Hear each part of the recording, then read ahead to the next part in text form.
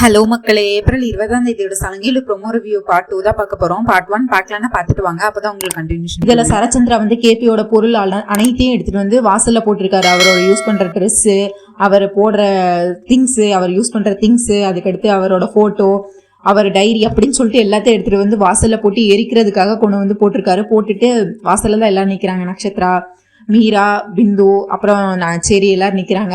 அவனோட ஞாபகம் இந்த வீட்டுல எதுவுமே இருக்கக்கூடாது, எல்லாத்தையும் எரிங்க அப்படின்னு சொல்லி சரச்சந்திரா சொல்றாரு. உடனே சரிக்கு கோவருது. அப்ப எங்க அப்பாவோட ஞாபகங்கள் எல்லாத்தையும் அழிக்கணும்னு நினைக்கிறீங்களே, அப்ப எங்களை என்ன செய்வீங்க மாமா? நாங்க எங்க அப்பாவோட பசங்க தானே, அப்ப எங்களையும் கொண்டுருவீங்களா அப்படின்னு கேக்குறாங்க. உடனே மீரா கேக்குறாங்க, அப்ப அவர் கட்டினா தாலியை நான் இன்னும் சுமந்துட்டு தான் இருக்கேன், அப்ப என்னையும் கொண்டுருவீங்களாண்ணா அப்படின்னு கேக்குறாங்க. உடனே சரச்சந்திரா சொல்றாரு, நீ என்னோட தங்கச்சி, அதுக்கு அடுத்துதான் அவனோட பொண்டாட்டி. அவன் மட்டும் உண்மையாவே அவன் தான் என்னோட சோபாவை கொண்டுன்னு தெரிஞ்சதுன்னா அவனை கொன்றுவேன், உன்னை விதவையா கூட வச்சுப்பேன் அப்படின்னு சொல்லிட்டு, நீ என்னோட தங்கச்சியை நான் எதுவும் பண்ண மாட்டேன் அப்படின்னு சொல்றாரு. அப்புறம் சரிக்கு சொல்றாரு, நீங்க இங்க என்னோட தங்கச்சி பையனா இருக்குதா இருந்தா இந்த வீட்டுல இருங்க, இல்ல நான் எனக்கு என்னோட கேபியோட பையனா தான் இருப்பேன்னா இந்த வீட்டை விட்டு நீங்க எல்லாரும் வெளியே போங்க அப்படின்னு சொல்றாங்க. உடனே பிந்து சொல்றாங்க, நான் வீட்டை விட்டு வெளியே போறேன் அப்படின்னு சொல்லிட்டு நான் எங்க அப்பா இருக்காத வீட்டுல நான் இருக்க மாட்டேன், நான் போறேன் அப்படின்னு சொல்லி கட்டிட்டு இருக்காங்க. உடனே இவரு சரி உண்மையை ஃபுல்லா உடைக்கிறாரு. இங்க பாருங்க மாமா, உங்களுக்கு உண்மையை எப்போயுமே உங்க கண்ணை மறைச்சுக்கிட்டே இருக்கு. சோபா சந்திரா அத்தையை கொன்னது வேற யாரும் இல்ல, இந்த அபூர்வா தான் கொன்னுட்டு அவ என் அப்பா மேல பழிய போட்டிருக்கா அப்படின்னு சொல்றாங்க. சரி, உடனே அதுக்கடுத்து நட்சத்திரம் கேக்குறாங்க, சரி உங்க அப்பாவை அரெஸ்ட் பண்ணி போனதுல உனக்கு என்ன மூளையில குழம்பு போயிருச்சா? யார்கிட்ட பேசுறோன்னு தெரிஞ்சுதான் பேசிட்டு இருக்கியா? யார பத்தி பேசுற தெரிஞ்சுதான் பேசுறியா? என்னோட பெரியமாவை கொன்னது உங்க அப்பா, அந்த சொத்துக்காக இந்த ஆசைக்காக கொன்னது உங்க அப்பா. அவரை எங்க அப்பா சும்மா விடுவாங்களா அப்படின்னு சொல்லி அவரு ஒரு நட்சத்திரம் ஒரு பக்கம் கத்திட்டு இருக்காங்க. நட்சத்திரா, உனக்கு உண்மையெல்லாம் தெரியும்னு எனக்கு தெரியும், நீனும் உங்க அம்மா கூட ஜால்ரா தானே தட்டுவ, நீ என்னைக்கு உண்மையை தெரிஞ்சிருக்கா? நீ உண்மையை தெரிஞ்சாலும் நீ உன் அம்மாக்கு தான் சப்போர்ட் பண்ணுவ, நீயும் உங்க அம்மாவும் சேர்ந்து தானே இதெல்லாம் பண்றீங்க, அந்த உண்மை ஒரு நாள் உனக்கும் தெரிய ஒரு நட்சத்திரா, அன்னைக்கு நீ இருக்கவே மாட்ட அப்படின்னு சொல்லி அவரும் ஒரு பக்கம் நட்சத்திரம் திட்டிட்டு இருப்பாரு. டே செழி அப்படின்னு சொல்லுவாங்க. வாய மூடு நீனு அப்படின்னு சொல்லி இது பண்ணுவாங்க. மீரா அமைதியா இருறா அப்படின்னு சொல்லி மீரா இவங்களை கன்சோல் பண்றதுக்காக, சரியை கன்சோல் பண்றதுக்காக பார்த்துட்டு இருப்பாங்க. ஆனா சரி சரச்சந்திரா கிட்ட கோபப்பட்டு கத்திக்கிட்டே இருப்பாரு. இங்க பாருங்க மாமா, உண்மையா சொல்றேன், அப்ப என்ன நடந்ததுன்னா இவங்க கண்மூடித்தனமான காதல் உங்க மேல வச்சிருக்கனாலதான் சோபாத்தையை கொன்னது அவங்கதான், அபூர்வாத்தை தான். இந்த உண்மை கண்டிப்பா ஒரு நாள் வெளியே வருமாமா அப்படின்னு அவங்க திரும்ப திரும்ப சொல்லிட்டு இருப்பாரு. உன்னை சின்ன பிள்ளையில இருந்து தூக்கி வளர்த்து உனக்கு எல்லாத்தையும் சீராட்டி பாராட்டி இப்ப என் பொண்ணு கல்யாணம் வரைக்கும் நீ பண்ணதுக்கு, அவ அமைதியா இருந்ததுக்கு அவளுக்கு அவளையும் நீ தப்பா பேசுறிய அப்படின்னு சொல்லிட்டு பலர்னு சரிய அடிக்க ஆரம்பிச்சிருவாரு. நீங்க என்ன அடிச்சாலும் சரி, என்னை கொன்னே போட்டாலும் சரி, நான் சொல்றதா உண்மை, இந்த உண்மை கண்டிப்பா உங்களுக்கு ஒரு நாள் தெரிய வருமாமா. அபூர்வாத்தையை கொன்னது இது சோபா சந்திரா அத்தையை கொன்னது இந்த அபூர்வா தான் உங்களுக்கு தெரிய வரும் அன்னைக்கு நீங்க என்ன பண்றீங்க நான் பாக்குறேன் அப்படின்னு சொல்லி கோவப்பட்டு கத்திட்டு இருப்பாரு. உடனே அபூர்வா அழுதுகிட்டே, சரி ஏண்டா உனக்கு இந்த கேபி பூமி மாதிரி உனக்கு ஏண்டா என் மேல இவ்வளவு கோபம்? கேபி பூமிக்கு தான் என் மேல எப்பவும் கோபமா இருப்பாங்க, ஆனா நீ உனக்கு ஏண்டா என் மேல இவ்வளவு வெறுப்பு? உன்னை சின்ன பிள்ளையில இருந்து தூக்கி வளர்த்து ஆளாக்கி இப்ப உன் தங்கச்சிக்கு கல்யாணம், மீரா உங்க அம்மாக்கு நான் கல்யாணம் பண்ணி வச்சு அவளுக்கு சீமந்தம் நடத்தி அவளை பத்திரமா பாதுகாப்பா இந்த வீட்டுல பாதுகாப்பா வச்சு இந்த ஒட்டுமொத்த ஆஸ்தியை கொடுத்து, அந்தஸ்தை கொடுத்து, கௌரவத்தை கொடுத்து, உங்களுக்கு சாப்பாடு போட்டு இவ்வளவும் பண்ண என்னையே நீ கெட்டவான்னு சொல்றியா? உங்களுக்கு படிப்பை கொடுத்து இவ்வளவு கொடுத்த நான் உனக்கு கெட்டவளா? உங்க அம்மா மீரா கேபிய காதலிச்சாங்கிற ஒரே காரணத்துக்காக அந்த கேபிய நான் மீராக்கு கல்யாணம் பண்ணி வச்சேன், என்னையே நீ கெட்டவான்னு சொல்றியா அப்படின்னு சொல்லிட்டு இவங்க ஒண்ணு சொல்லி இது பண்ணிட்டு இருக்காங்க. அதுக்கடுத்து இவங்க சரி சொல்றாரு, உங்களுக்கு என்னைக்கு அபூர்வா மேல இருக்கிற காதலை என்னைக்கு நீங்க இதா வைக்கிறீங்களோ அது வரை நீங்க உண்மையை தெரிஞ்சுக்கவே மாட்டீங்க. அவங்களோட காதல் உங்க கண்ணை மறைக்குது மாமா, அதனாலதான் நீங்க சோபா சந்திரா அத்தையை கொன்னது அபூர்வா அத்தை தான் உங்களுக்கு என்னைக்கு தெரியுதோ அன்னைக்குதான் உங்களுக்கு இருக்கு, நாங்க அது வரை இந்த வீட்டுலதான் இருப்போம் அப்படின்னு சொல்லிட்டு இதுக்கு மேல இப்படியே பேசியிருந்தா நீ வீட்டை விட்டு வெளியே போட அப்படின்னு சொல்லிடுவாங்க. சரச்சந்திரா, நீ ஒண்ணு என்னோட மீராவோட பையனா இருக்குதா இருந்தா இந்த வீட்டுல இரு, அந்த கேபியோட பையனா தான் இருப்பா, நீ வீட்டை விட்டு வெளியே போட அப்படின்னு சொல்லி அடிக்க ஆரம்பிச்சிருவாங்க திரும்ப. சரச்சந்திரா கேபி அவனே கேபி சொல்லுவாரு, நான் பிந்து சொல்லுவா, வாண்ணா நம்ம இந்த வீட்டை விட்டு போலாம்னா, அம்மா வாண்ணா போலாம் அப்படின்னு சொல்லிட்டு இவங்களை கூப்பிடுவாங்க. சரியா உடனே சரி சொல்லுவாரு, நம்ம இந்த வீட்டுலதான் இருக்கணும் அப்படின்னு சொல்லுவாங்க. உடனே சரச்சந்திராவுக்கு சந்தோஷமாயிரும்.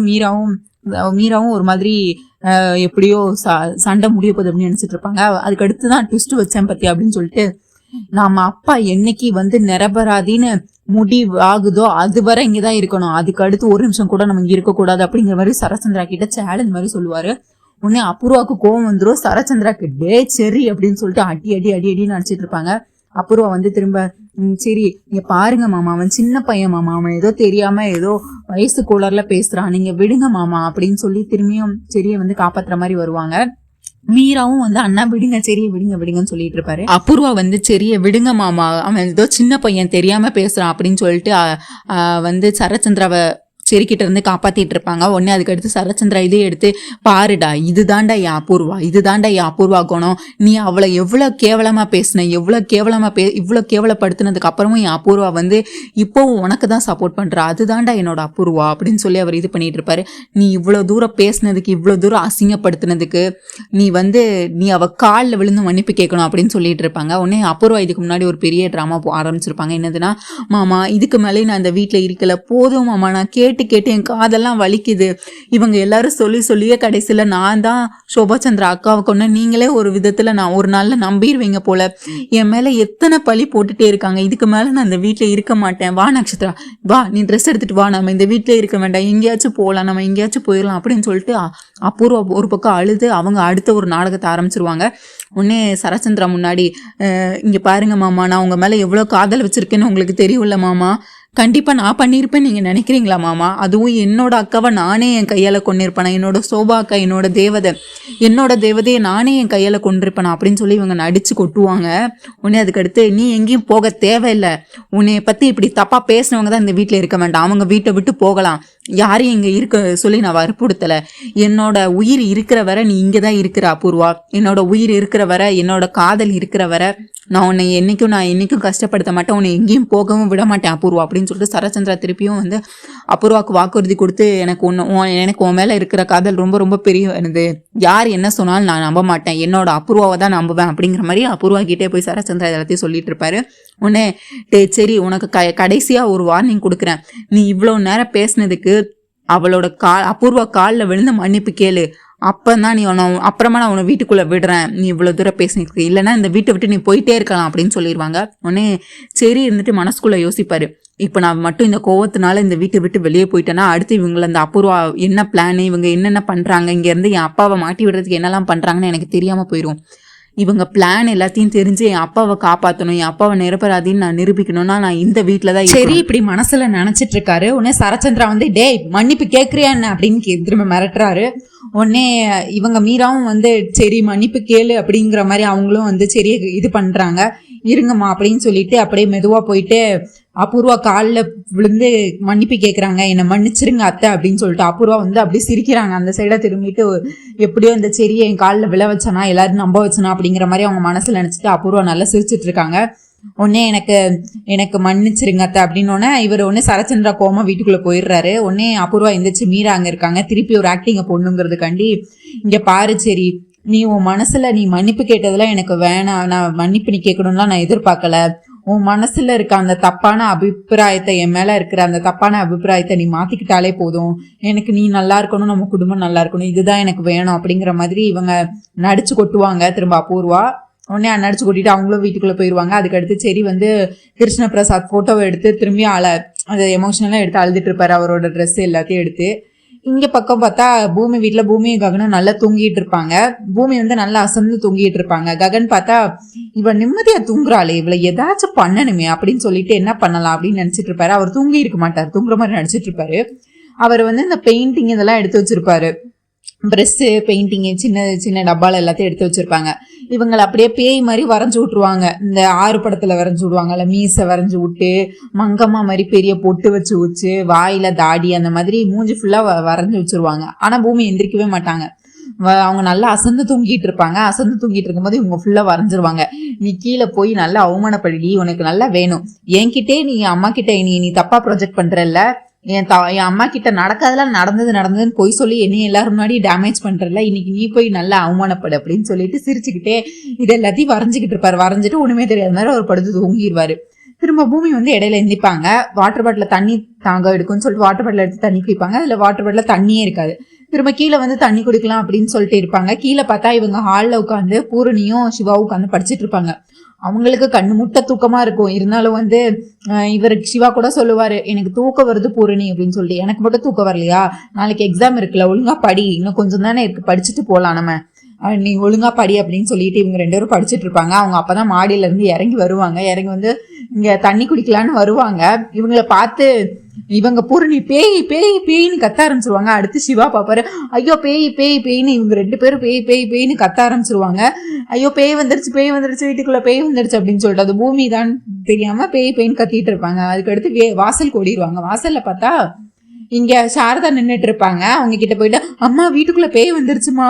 ஆமா ஆண்டியா, வீட்டுக்குள்ள பேய் இருக்கு ஆண்டின்னு சொல்லிட்டு மாறி சிவா ஒருக்க சொல்ல, இவன் பூர்ணி ஒருக்க சொல்ல, 2 பேரும் மாறி மாறி வீட்டுக்குள்ள பேய் வந்துருச்சுமா, நீங்க தாமா பாக்கணும் அப்படின்னு சொல்லிட்டு. வீட்டுக்குள்ள பேயா? வீட்டுக்குள்ள எப்படி பேயெல்லாம் வரும், சும்மா இதோ பார்த்துட்டு உளராதீங்க 2 பேரும் அப்படின்னாங்க. நீங்க வீட்டுக்குள்ள வந்து பாருங்கம்மா, அப்பதான் தெரியும்னு சொல்லிட்டு பூர்ணி சொல்லிட்டு இருப்பா. சரி வாங்க போலான்னு சொல்லிட்டு வீட்டுக்குள்ள வந்து பார்த்தா பூமி வந்து பேக் போஸை காட்டிட்டு தண்ணி குடிச்சிட்டு இருப்பாங்க. பின்னாடி திரும்பி இருக்கா. அப்போ அவங்க மூஞ்சி தெரியாது. உடனே அதுக்கடுத்து பார்த்தா அது பேயா, அது பூமி இல்லை அப்படின்னு சொல்லிட்டு அதுக்கடுத்து அவ திரும்புவா. அதுக்கடுத்து அவங்க எல்லாரும் கேட்கன்னு சிரிச்சிருவாங்க.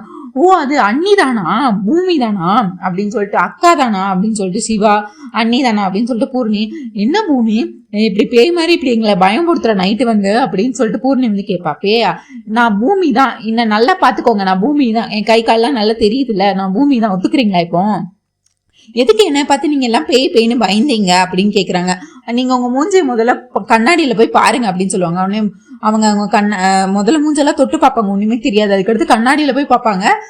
பார்த்தோன்னா அவங்களே ஒரு செகண்ட் பயந்துருவாங்க. அப்போ மாமா இதெல்லாம் உங்களோட வேலை தானா அப்படின்னு சொல்லிட்டு குடுகுடுன்னு மேல ஓடி போயிட்டு ககன் தூங்குற மாதிரி நடிச்சிட்டு இருப்பாரு. அவகிட்ட போயிட்டு, மாமா எல்லாம் உங்க வேலையெல்லாம் எனக்கு தெரிஞ்சு போச்சு, இதுக்கு மேலே நடிக்காதீங்க, எதுக்கு இந்த மாதிரி பண்ணீங்க, எந்திரிக்க போறீங்களா இல்லையா அப்படின்னு சொல்லிட்டு இது பண்ணிட்டு இருப்பாங்க. அவரும் நல்ல ஃபுல்லா போத்திட்டு தூங்குற மாதிரி ஆக்டிங் பண்ணிக்கிட்டு இருப்பாரு. உடனே அதுக்கடுத்து அவங்களே போர்வை வந்து எடுத்துட்டு, இது என்னது மாமா அப்படின்னா, அதுக்கடுத்து ககனே பயந்து அடிச்சு உருண்டு போயிடுவாரு. ஐயோ எனக்கு பயமா இருக்கு, பேய் பேய் அப்படின்னு சொல்லிட்டு. நடிக்காதீங்க, நீங்க தானே இப்படி வரைஞ்சு வச்சீங்க, எனக்கு தெரியும் நல்லா உங்களை பத்தி அப்படின்னு சொல்லிட்டு இருப்பாங்க. உடனே இவங்க சொல்லுவாங்க, ககன் சொல்லுவாரு, ஆமா நீ எது செஞ்சாலும் நான் எதுவுமே செய்யாம போய் என் அம்மா கிட்ட போயிட்டு நான் தான் செஞ்சேன்னு சொல்லுவேன். இப்ப நீயே உன் மூஞ்சியில இதெல்லாம் வரைஞ்சிட்டு என் அம்மா கிட்ட போயிட்டு ககன் மாமா தான் இப்படி பண்ணாங்கன்னு சொல்லுவேன். இதை நான் நம்பணுமா? நீ தான் என்ன வந்து தப்பா ப்ரொஜெக்ட் பண்றதுக்கான நீ தான் இதெல்லாம் பண்ணிட்டு இருப்ப அப்படின்னு சொல்லிட்டு சொல்லுவாங்க. சரி நான் தானே பண்ணேன், அதை நிரூபிச்சு காட்டு, நான் தான் பண்ணேன் நீ சொல்றல, வரைஞ்சது நான் தான் சொல்றல மூஞ்சில, அப்ப அதை நீ நிரூபிச்சு காட்டு அப்படின்னு சொல்லிட்டு ககன் சொல்லிட்டு இருப்பாரு. மருதானியில வந்து அவங்க ட்ரெஸ் பேக்ல எல்லாம் ட்ரெஸ்ஸையும் எடுத்து வச்சுட்டு அபூர்வா கிட்ட வந்து சொல்லிட்டு நான் ஊருக்கு போறேம்மா அப்படின்னு சொல்றதுக்காண்டி வருவாங்க. அபூர்வா உடனே, என்ன சித்தி எங்க போறீங்க, இப்ப எங்க போறீங்க அப்படின்னு கேட்பாங்க. ஆமா இங்க நடக்கிறதெல்லாம் பார்த்தா எனக்கு பயமா இருக்குமா, இப்ப ஒரு வழியா கேபி வர மாத்திக்கிட்டான், இப்ப கேபி தான் வந்து சோபா சந்திரவை கொண்டதுன்னு போலீஸ் கண்டுபிடிச்சிட்டாங்க, அடுத்து கேபி எப்ப வேணா உன் பேரை மாட்டி விடலாமா, மாட்டி விட்டா அடுத்து நானும் உன் கூட வந்து ஜெயில காலம் ஃபுல்லா இருக்கிறதா, எனக்கு இன்னும் கல்யாணமே ஆகல, நான் இந்த வீட்டுல நிம்மதியா இருக்கலான்னு பார்த்தா இப்போ நீ என்னை காலை ஃபுல்லா ஜெயில தலை பாக்குறியம்மா, எனக்கு போலீஸ் இவ்வளவு தூரம் வந்துட்டாங்க, இதுக்கடுத்து என் வாழ்க்கைய பணையம் வச்சு நான் இங்க இருக்கிறதா, நான் என் ஊர்லயே போயிட்டு நான் நிம்மதியா ஏதோ சாப்பிட்டுட்டு என் வேலையை பார்த்துட்டு நிம்மதியா இருக்க போறேன், நான் போறேன், நீ மாப்பிள்ளைகிட்ட எல்லாத்தையும் சொல்லிடுமா, நான் இனிமேல் இங்க இருக்கல, நான் போறேன் அப்படின்னு சொல்லிட்டு இருப்பாங்க. உடனே அதுக்கடுத்து சோபா சந்திரவை கொண்டது கேபி தான் சொல்லிட்டு போலீஸ் கண்டுபிடிச்சிட்டாங்க, இதுக்கடுத்து உன்னையும் மாட்டிட்டா நீ என்னமா பண்ண போற அப்படின்னு சொல்லிட்டு கேட்டுட்டு இருப்பாங்க. உடனே இவங்க ஹஹான்னு சிரிச்சிட்டு இருப்பாங்க. அபூர்வா சிரிச்சுட்டு என்ன சொல்லுவாங்க, என்ன சித்தி இன்னமும் உங்களுக்கு புரியல அப்படின்னு கேட்டுட்டு இருப்பாங்க. இதுக்கு அடுத்து பிளாஷ்பேக் என்னன்னா, அபூர்வாவோட ஆள் எல்லா பக்கமும் இருப்பாங்க. அந்த போலீஸ் ஸ்டேஷன்லேயே கான்ஸ்டபிள் இருப்பாங்க, லேடி கான்ஸ்டபிள், அப்புறம் ஜென்ஸ் கான்ஸ்டபிள், எல்லாத்துலேயுமே அபூர்வாவோட ஆள் இருப்பாங்க. உடனே அவங்க வந்து ஒரு நாள் ரத்னத்தை பத்தி என்னென்ன அப்டேட்டு, இங்க என்ன நடக்கு, ரத்னம் இன்னைக்கு என்ன பண்ணாங்க, எப்போ உண்மையை சொல்ல போறாங்களா, இப்போ அவங்களோட நிலைமை என்ன, எல்லாமே உங்களுக்கு டே டு டே அப்டேட் பண்ணிட்டே தான் இருப்பாங்க. அந்த கான்ஸ்டபிள்லாம் வந்து ஒரு நாள் இவங்க போலீஸ் ஸ்டேஷன் போயிருப்பாங்க. அப்போ வந்து என்ன நடந்திருக்குன்னா, இங்கே எல்லாருமே போயிட்டாங்க மேடம், இப்போ நான் அந்த ஒரு லேடி கான்ஸ்டபிள் ஒரு ஜென் கான்ஸ்டபிள் மட்டும்தான் இருப்பாங்க, சிசிடிவி ஃபுட்டேஜ் கூட நான் ஆஃப் பண்ணிட்டேன் மேடம், ரத்தனத்தை போட்டு அடின்னு அடிக்க சொல்லியிருக்காங்க, அந்த எஸ்ஐ சூர்யா வந்து அவங்க அண்ணனை கொன்னது இவ தான் கண்டுபிடிச்சிச்சு, இவ பின்னாடி யாரு இருக்கான்னு தெரியுது, அதனால இவளை சாகுற வரை அடிங்க, என்ன வேணா பண்ணுங்க, அவள் வாயிலிருந்து உண்மை வர்றதுக்காக நீங்க என்ன வேணா பண்ணுங்க, நான் உங்களுக்கு ஃபுல் இது நான் உங்களுக்கு கொடுக்குறேன் அப்படிங்கிற மாதிரி சொல்லியிருப்பாரு. உடனே இது எல்லாத்தையுமே அவங்க சொல்லுவா, அவளும் வடி தாங்க முடியாம உண்மையை சொல்ற நிலைமையில தான் இருக்கா, அவ அடிச்சு இன்னும் 2 நாள் அடிச்சோன்னா உண்மையை சொல்லிடுவாமா அப்படிங்கிற மாதிரி சொல்லிட்டு இருப்பாங்க.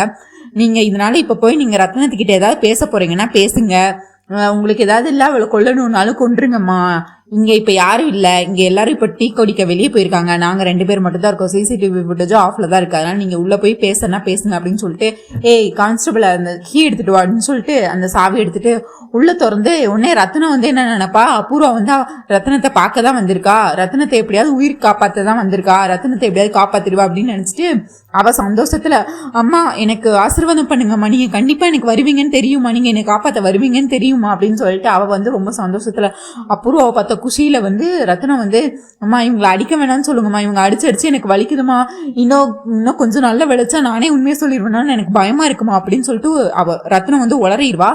இதேதான் அந்த கான்ஸ்டபிளும் என்கிட்ட சொன்னா, உன்னால வலி தாங்க முடியாம நீ உண்மையை சொல்லிடுவியோன்னு, ஆனா அப்படி நடக்க கூடாதுல்ல அப்படின்னு சொல்லிட்டு இவங்க என்ன சொல்லுவாங்க அப்படின்னு சொல்லிட்டு, இப்போ அதுக்கு அது நடக்காம இருக்கணும்னா நான் ஒண்ணு பண்ணணும் அப்படின்னு சொல்லுவாங்க. என்னம்மா பண்ண போறீங்க அப்படின்னா, ஏய் கான்ஸ்டபிள் அப்படின்னு சொல்லிட்டு இவர் ரத்னத்துக்கிட்ட வந்து இவ்வளவு நேரம் பேசிட்டே இருந்தேன்னா அவ கையை பிடிங்க காலை பிடிங்க அப்படின்ட்டுருவாங்க. கடைசியில கழுத்தை நெரிச்சு இவளை கொல்ற மாதிரி போயிருவா அபூர்வா. அவ கழுத்தை நெரிச்சு, அம்மா நீங்க என்ன அம்மா விட்டுருங்கம்மா, நான் பாவம்மா, நீங்க சொன்னீங்க தானம்மா அந்த கொலையை பண்ண, என்ன விட்டுருங்கம்மா, நான் பாவம் அப்படின்னு சொல்லிட்டு இவ திரும்ப கெஞ்சிக்கிட்டே இருப்பா. ஆனா அபூர்வா வந்து விட மாதிரியே இல்ல, அவ கழுத்தை நெரிச்சு கொல்ற அளவுக்கு போயிருவா. அவளுக்கு அப்படியே மூச்செல்லாம் முட்ட ஆரம்பிச்சிடும் ரத்னத்துக்கு. அதுக்கடுத்து இருந்தாலும் விட மாட்டா. அதுக்கடுத்து ஒரு கட்டத்துல அவளை சீ அப்படின்னு விட்டுருவா. ரத்னத்தை விட்டுட்டு என்ன சொல்லுவானா, ஆல்ரெடி நான் வந்து அந்த சோபா சந்திராவை கொண்டு இந்த எஸ்ஐயை கொண்டு இந்த பிரச்சனைல வந்து இருக்கேன், இப்போ ஒன்னையும் கொண்டுட்டு அடுத்து இன்னும் ஒரு பெரிய பிரச்சனையை தலையில நான் போட்டுக்கிறதுக்கு நான் ஒன்னும் முட்டாள் இல்ல, ஆனாலும் நான் மாட்டக்கூடாது, என்ன பண்ணலாம் அப்படின்னு யோசிச்சுட்டு இருப்பா. இப்படி கேட்டுட்டு இருப்பாரு அங்க இருக்கிறவங்க எல்லாம் கிட்ட. உடனே ரத்னம் சொல்லுவான், அம்மா நீங்க என்ன சொல்றீங்களோ அதை நான் செய்யறேம்மா, நீங்க யாரை காட்டுறீங்களோ நான் அவங்கதான் கொலை பண்ண சொன்னாங்கன்னு சொல்றேம்மா, ஆனா என்னை மட்டும் உயிரோட விட்டுருங்கம்மா, என் வாழ்க்கையை விட்டுருங்கம்மா, எனக்கு ப்ளீஸ்மா அப்படின்னு சொல்லிட்டு அவ திரும்பி காலில் விழுந்து அபூர்வம் காலில் விழுந்து ரத்னம் வந்து கெஞ்ச ஆரம்பிச்சிருவா. உடனே அபூர்வம் சொல்லுவா, சரி ஒரு வேளை இப்ப நாளைக்கு உன்னைய போலீஸ் வெளியே விட்டு நீ வந்து யாருதான் உன்னோட ஓனரு அப்படி இப்படின்னு கேட்டா நீ யார கை காட்டணும் அப்படின்னா கேபி அதான் கை காட்டணும் அப்படின்னு சொல்லிடுவா. யார? கிருஷ்ண பிரசாத்தைய மாட்டிவனும்னு சொல்றீங்க? அவங்க உங்க குடும்பத்துல உள்ள ஆள் தானம்மா, அதுவும் இல்லாம உங்களுக்கு ரொம்ப சொந்தமானவங்க எல்லாம் அவங்க பேரை மாட்டி விட சொல்றீங்க அப்படின்னு சொல்லிட்டு ரத்னம் கேப்பா. ஆமா, நாளைக்கு ஒரு வேளை உன்னை போலீஸ் தப்பிக்க விட்டு நீ வீட்டுக்கு வந்து யார கை காட்டுறனா நீ கிருஷ்ண பிரசாத்தை தான் காட்டுற, என்னைய காட்டுனன்னு தெரிஞ்சதோ இனி இல்ல என்னைய பத்தி ஏதாவது உண்மை சொல்லணும்னு நினைச்சியோ அப்பவே நான் உயிரும் கிட்ட இருக்காது அப்படின்னு சொல்லிட்டு இவளை மிரட்டிட்டு போயிருவாங்க. உடனே இதெல்லாம் எக்ஸ்பிளைன் பண்ணிட்டு இருப்பாங்க மருதானியலை கிட்ட, இதுதான் வந்து பிளாஷ்பேக்னு சொல்லிட்டு.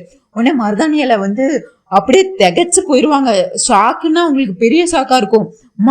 நான் நிறைய பேரை பார்த்திருக்கேன், மோசமானவள்ளையும் நீ கேடு கட்டவள்ளையும் இவ்வளவு கில்லாடி மாயக்காரி எல்லாத்தையும் பார்த்திருக்கேன், ஆனா அவங்களையே மிஞ்சிட்டமா நீ அப்படின்னு சொல்லுவாங்க. அதுக்கு அடுத்துதான் உண்மையே சொல்லுவாங்க, சித்தி நீங்க என்ன நினைச்சிட்டு இத்தனை நாளா சோபா சந்திரா கொண்டது கேபின்னு நினைச்சிட்டு இருக்கீங்களா அப்படின்னு சொல்லிட்டு ஹஹான்னு சிரிச்சுட்டு, கேபி ஒன்னும் சோபா சந்திராவை கொல்லல, நான் தான் என் கையால அந்த சோபா சந்திராவை கொன்னேன், அந்த பழியே கேபி மேல போட்டேன், அவனும் இத்தனை வருஷம் நம்பிட்டு இருக்கான், அவன் தான் கொன்னேன்னு நினைச்சிட்டு இப்ப வந்து கேபிய மாட்டி விட்டதும் ரத்னத்தை விட்டு மாட்டி விட்டதும் நான் தான், எப்படி சித்தி என் பிளானு அப்படின்னு சொல்லிட்டு அவனே இவங்க வந்து மருதானியில வந்து உன்கிட்ட ரொம்பவே ஜாக்கிரதையா தான் இருக்கணும் போலேமா அப்படின்னு சொல்லிட்டு அவங்க திரும்பியும் வந்து மருதானியில வந்து அப்புறம் பார்த்து பயந்து போயிருவாங்க. நீ இன்னும் எத்தனை தப்பு தாமா நீ செஞ்சுட்டே இருப்ப, எல்லா தப்பையும் செஞ்சுட்டு ஒரு வழியா நீ தப்பிச்சிடுற அப்படின்னு சொல்லிட்டு அவளை இது சொல்லிட்டு இருப்பாங்க. நீங்க எங்கேயும் போக தேவையில்ல, யாரை பார்த்தும் நீங்க பயப்பட தேவையில்ல, நீங்க இந்த வீட்ல இருக்கலாம், எப்படியும் நான் மாட்ட மாட்டேன், ஆனா இதுல ஒரு பிரச்சனை இருக்கு, எப்படியும் இப்ப கேபி அரெஸ்ட் ஆனது அந்த பூமிக்கு தெரிஞ்சதுன்னா, அந்த சாரதாக்கு தெரிஞ்சதுன்னா உடனே அவன் நீலிக்கல் வடிச்சிட்டு பூமி வந்து இப்ப வேற முன்னாடியே மாமனு உருகுவா, இப்ப வேற அது சொந்த மாமாவாயிருச்சு அவளுக்கு, அவ வேற அவங்க மாமாவை காப்பாத்தணும்னு ஏதாவது பண்ணுவா. எப்படியோ இப்ப அந்த எஸ்ஐ வந்து முழுசா நம்ப ஆரம்பிச்சிட்டாரு, கேபி தான் சோபா சந்திராவை கொண்டது, கேபி தான் அவங்க அண்ணனை கொண்டது. இத கோர்ட்ல போய் அவனுக்கு தண்டனை மட்டும் வாங்கி கொடுத்தா போதும், இந்த பிரச்சனை இதோட முடிஞ்சிரும். ஆனா இதுல ஒரு பிரச்சனை இருக்கு, இந்த பூமி அதை சும்மா விட மாட்டா, கோர்ட்டு வர போனுச்சுன்னா எப்படியும் கேபிய வந்து நிரபராதின்னு நிரூபிக்கணுங்கிறதுக்காண்டி அவ என்ன வேணாலும் பண்ணுவா, அவளை மட்டும்தான் ரைட் ஹேண்ட்ல வச்சு நான் இது பண்ணணும், அவ பூமியோட இது பிரச்சனையை மட்டும் முடிச்சிட்டா இந்த பிரச்சனை நல்லபடியா முடிஞ்சிரும் அப்படின்னு சொல்லிட்டு இவங்க இதுக்கு ஒரு வழியை பூமிக்கு ஒரு வழியை கட்டணும் அப்படின்னு சொல்லிட்டு அவங்க திரும்பி பிளான் பண்ணிட்டு இருப்பாங்க. இதுதான் மக்கள் இன்னைக்கான ரிவ்யூ.